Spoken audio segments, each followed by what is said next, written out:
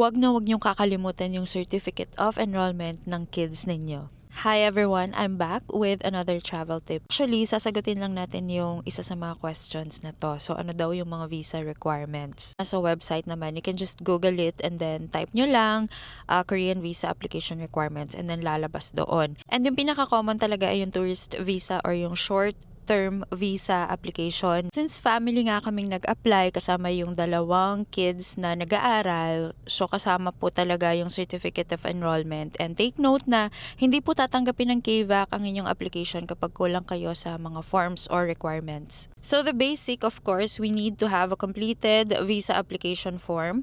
So downloadable naman po siya and you can fill it up online and then you print it sa A4 size na paper. And of course, recent passport size photos. Syempre, magpa-picture kayo recent, yung inyong passport. Make sure na wala kayong upcoming travel kasi tatanungin din naman kayo ng KVAC before submitting your application and your passport kasi bawal na siyang i-pull out.